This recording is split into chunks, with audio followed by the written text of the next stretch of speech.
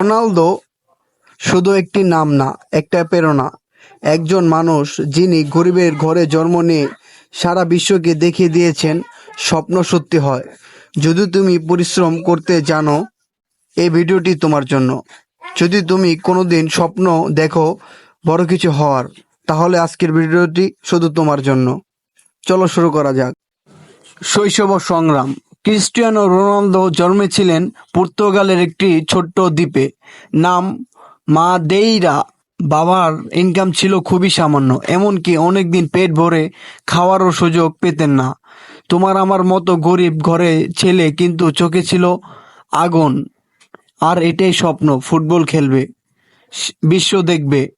Ronaldo একবার বলেছিলেন, আমি কখনো হাল ছাড়িনি, কারণ আমার পরিবার চেয়েছিল আমি সফল হই।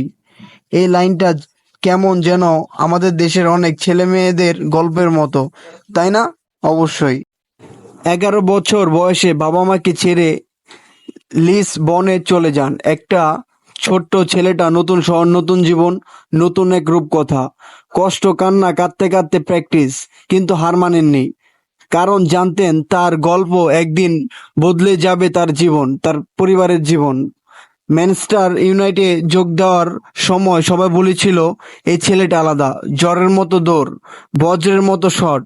বাংলাদেশের মাঠেও ছেলেরা বলতে শুরু করলো, আমি রোনালদো হতে চাই। রিয়াল মাদ্রিদে যাওয়ার পর রোনালদো ফুটবলকে একটা অন্য উচ্চতায় নিয়ে গেলেন।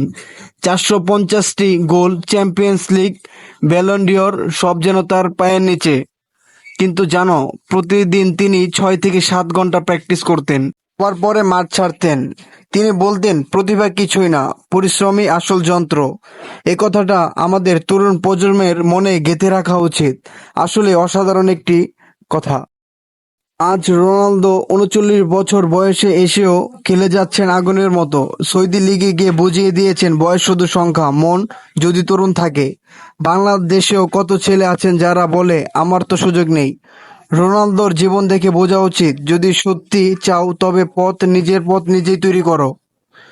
ক্রিস্টিয়ানো রোনালদো আমাদের জীবনে দেখিয়েছেন, যে ঘর ভেঙে পড়ে সেখান থেকেই তুমি বড় যোদ্ধা জন্ম নিতে পারবে।